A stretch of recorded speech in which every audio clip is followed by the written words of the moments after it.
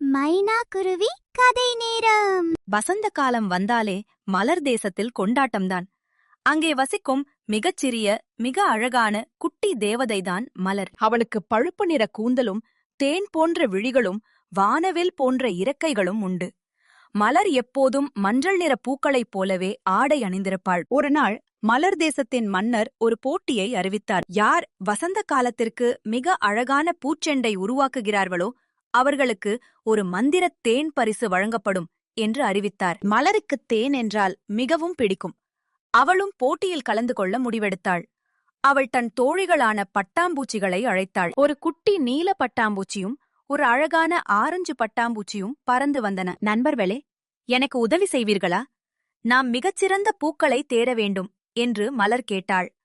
நிச்சயமாக மலர் என்று பட்டாம்பூச்சிகள் உற்சாகமாக பறந்தன. அவை ஒரு பெரிய புல்வெளிக்குச் சென்றன. அங்கே அழகாக பூத்து நின்ற மஞ்சள் நிற டஃபோட்டில் பூக்களை மலர் கண்டாள். அவை சூரியனைப் போல பிரகாசித்தன. மலர் அந்த பூக்களின் நடுவில் இறங்கினாள். அவள் தன் குட்டி கைகளால் அந்த பூக்களின் தந்துகளை பிடித்துக்கொண்டு அவற்றிலிருந்து தேனை சுவைத்தாள்.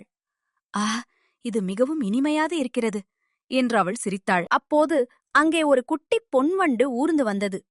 அது ஒரு இலையின் மேல் அமர்ந்து மலரை பார்த்து கொண்டிருந்தது. மலருக்கும் பட்டாம்பூச்சிகளுக்கும் பொன்வண்டுக்கும் இடையே ஒரு அழகான நட்பு உண்டானது. அவை ஒன்றாக விளையாடின, சிரித்தன.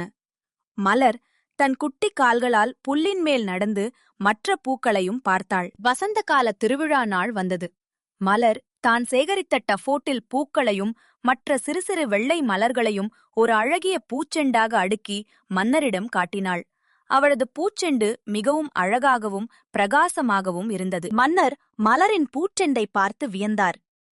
மலர், உன் பூச்செண்டு மிகவும் அழகானது.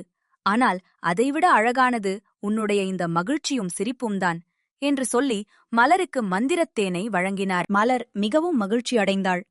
அவள் தன் தேனை தன் நண்பர்களான பட்டாம்பூச்சிகள் மற்றும் பொன்வண்டுடன் பகிர்ந்து கொண்டாள். வசந்த கால திருவிழா மிகவும் இனிமையாக முடிந்தது.